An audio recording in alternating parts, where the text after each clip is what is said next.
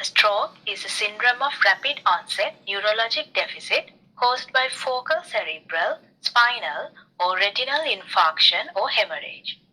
The underlying pathology responsible for stroke is either ischemia, hemorrhage, or other rare causes. Here you can see a brain cell, and this is the blood vessel that's bringing blood to the brain cell. The brain cell's energy, nutrition, and oxygenation depends on how good the blood supply is. In an ischemic stroke or infarction, which is the most common type of stroke, what happens is this brain cell is not getting enough blood because they have a block in their blood supply pathway. The most common cause is due to atherosclerosis. Here you can see that most of the diameter of the blood vessel is occluded by this atheromatous plaque. So this will disturb the normal blood flow, so the cells distant to this plaque will be depleted of oxygen and nutrients that the blood brings.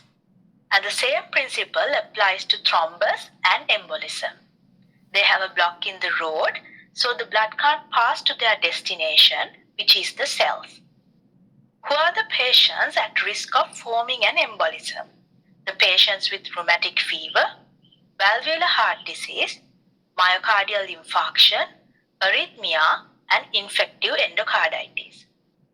And sometimes, if the path can get narrowed, like in conditions like stenosis, this can also lead to ischemia in the distant tissue.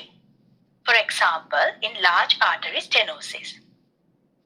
And finally, if there's a systemic problem and the patient just doesn't have enough blood to send to the brain in situations of severe hypotension, in cardiac arrest, this will lead to border zone infarctions in between the vascular territories. Hemorrhagic stroke.